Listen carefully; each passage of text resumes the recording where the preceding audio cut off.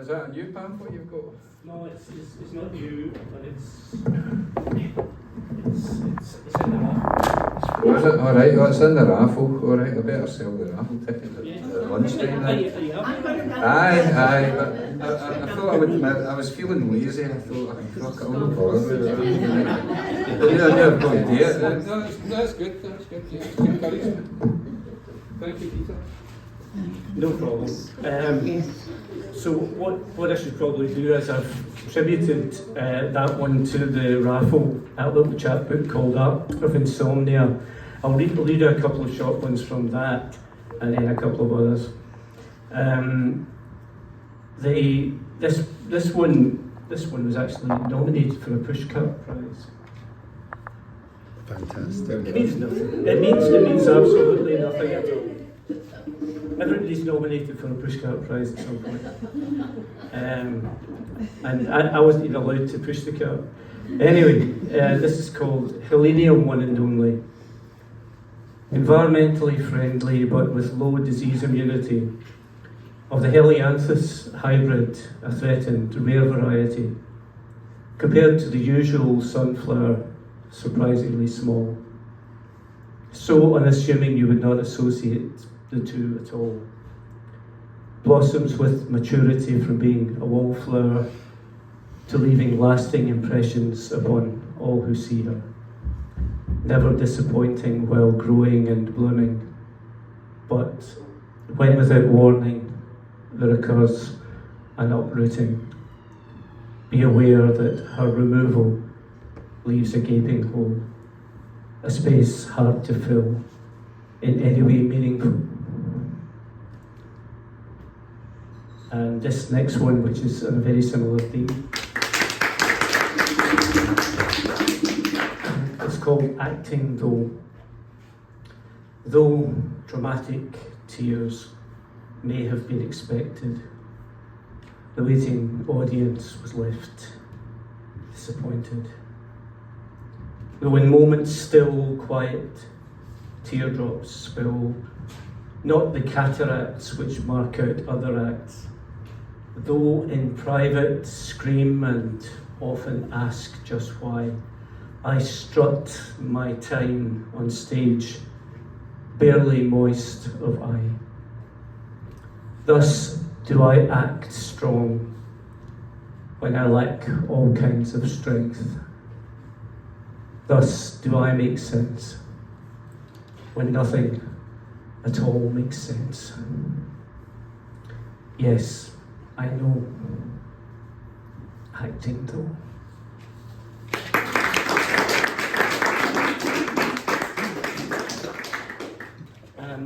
This one arises from a rather strange situation, what some people call situational poetry. I had a chance meeting with someone at a music festival 3 or 4 summers ago, and this is supposed to be an account of it, but I think maybe my imagination took over a little bit.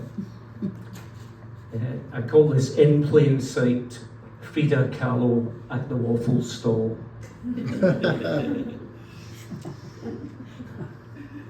Is this the end of the waffle queue? She asked, and I turned to her, immediately knew flowers in hair, embroidered white top. Her accent suggested I was wrong. The understated eyebrows suggested I was wrong. But putting these aside, I proceeded to inquire, are you still an artist? She answered shyly, at this moment, no. Just a wedding singer in a band, ready to go solo now that I've been left behind. I tried to find encouraging words. Got my waffle, she got hers, we parted. She to her family tent, dragging baby, buggy and young child alongside. Me dancing to the next stage of the music festival's wild noisiness. Thinking still of her joyful reincarnation. With children previously denied. Impressed by her perfect incognito, dressed as herself, so no one would ever guess it could really be her, creative and clever.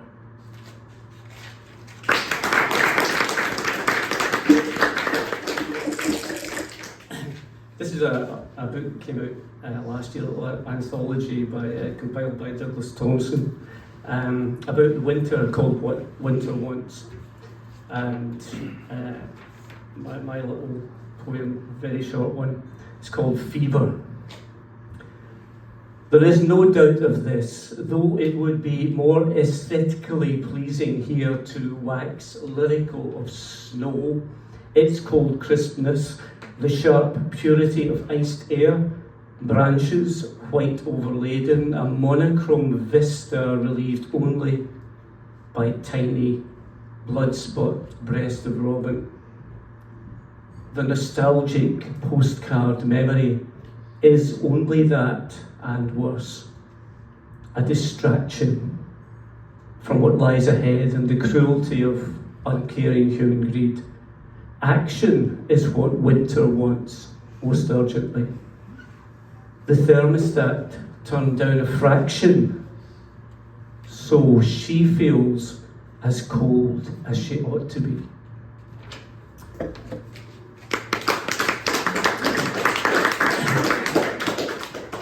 Finally, some time ago I wrote a poem which I've always announced at readings as being an unpublished poem which will never be published.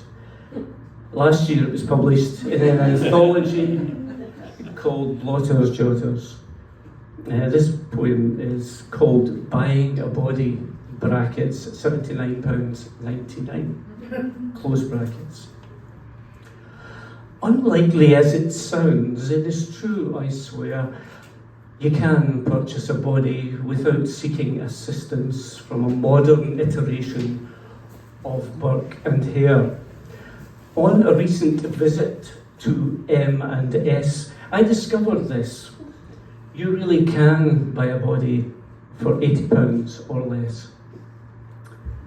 A magic garment which lifts and separates those two mates which used to be pert breasts, so they won't be mistaken for scatter cushions or footrests. Tense elastic will grab your bum cheeks in a sling to reduce their size if that's your thing. It can move your butt around if that's your desire. A little bit lower, a whole lot higher. I cannot explain how I found myself there, wandering like an innocent amongst underwear, like Father Ted's priest lost in lingerie department. Nightmare. I can only confirm this has happened. That I swear.